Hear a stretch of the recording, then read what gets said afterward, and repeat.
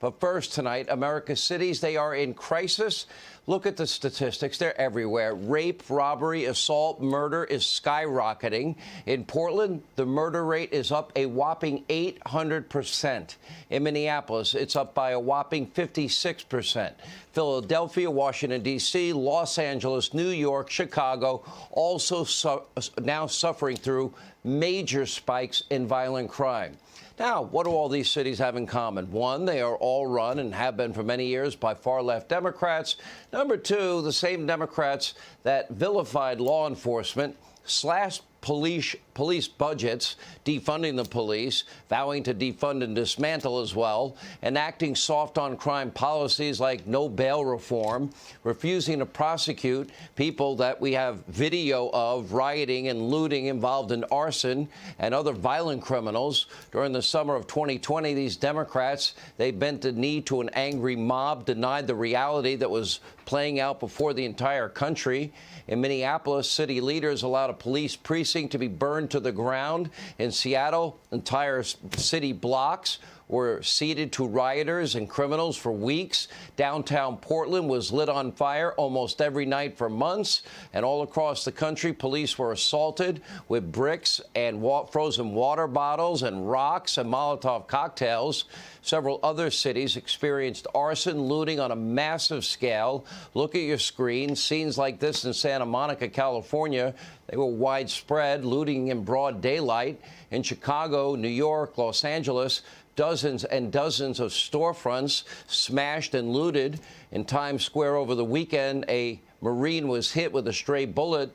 In Oakland, where the city council, where they just voted to defund the police, a gunman tried to rob a camera crew during an interview with the city's crime prevention chief at City Hall. Pretty brazen.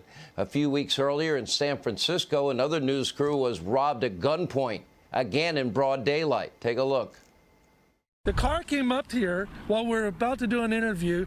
Three guys jumped out. One had a gun, put it up to my face and said, "We're taking the camera." Ford, a veteran journalist, said the whole encounter with a Glock in his face took less than a minute.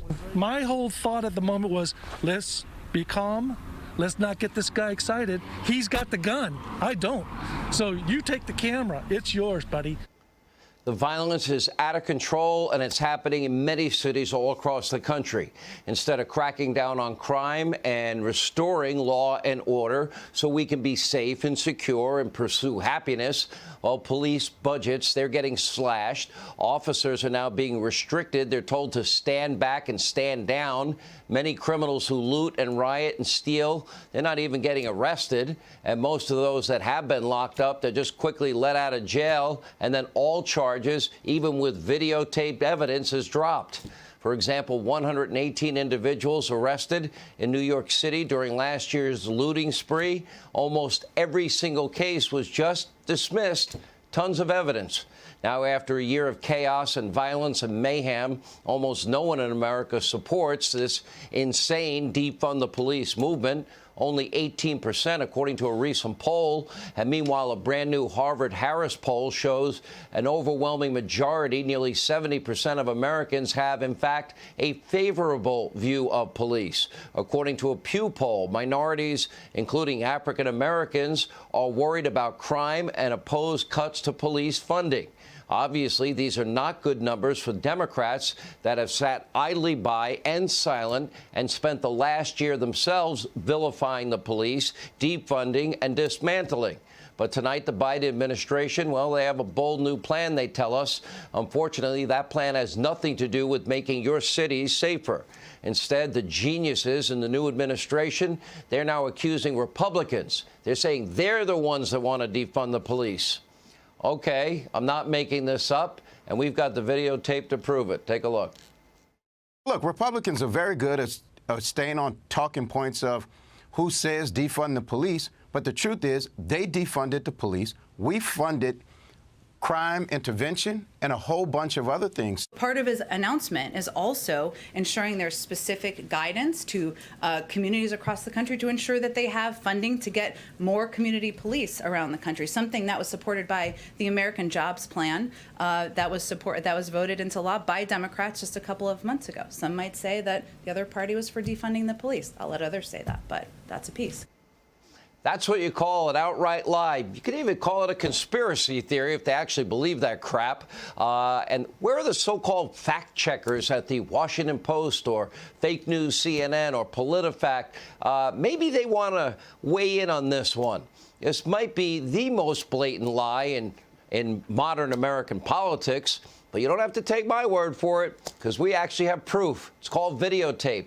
Thank God for videotape. Take a look.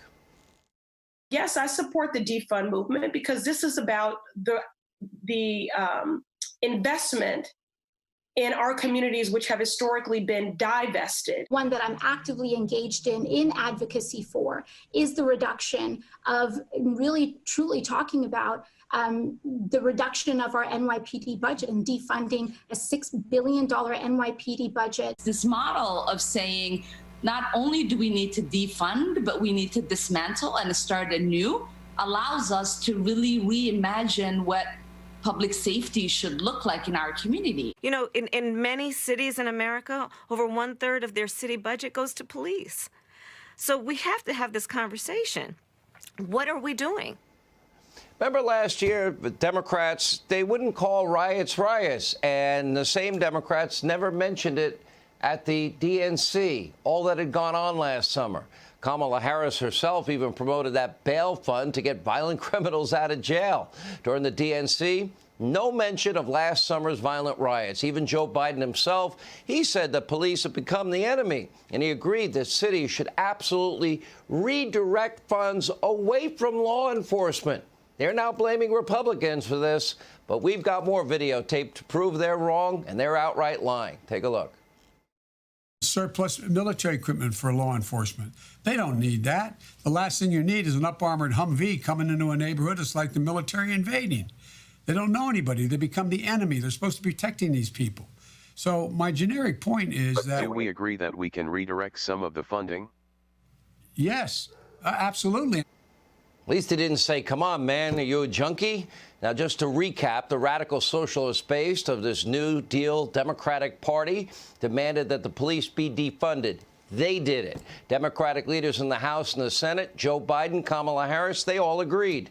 Local Democrats on the city-state level then ripped billions of dollars out of police budgets. New York, Los Angeles, and Minneapolis, that's just a start. They reduced the size of their police force. They let violent criminals out of jail. They stopped prosecuting a multitude of very serious crimes, including violent crimes. And predictably, violent crime is skyrocketing. And now Democrats, they want to blame Republicans? Okay, our memories might be short, but they're not that short. And the Democratic Party thinks that we, the American people, must be that gullible and stupid. And at the same time, this is the guy they just put in the White House. Take a look. Thank goodness for videotape. Please, please, please sit down. I once said that in a big crowd. It was in the evening. I said, please sit down. And there were no seats. They were out in the football field. And the press pointed out Biden's losing it. And I can see you all had seats. This bipartisan breakthrough is a great deal for the American people. Not just for folks in cities, not just for red states or blue states, but for everybody. The jobs that are going to be created here largely will be those for blue-collar workers. This job, the job. Okay, we've shown you tape from Joe Biden in 2012, 2016. That seemed like the same guy to you? You trust Joe Biden with your safety and security? You think he's going to come up with a plan to reduce violent crime in America? I don't think so. We'll let you decide. Joe Biden seemingly barely knows what day of the week it is. His radical New Green Deal socialist base, they seem to be in charge, and make no mistake, they are hell-bent on dismantling law and order. We could tell by their actions.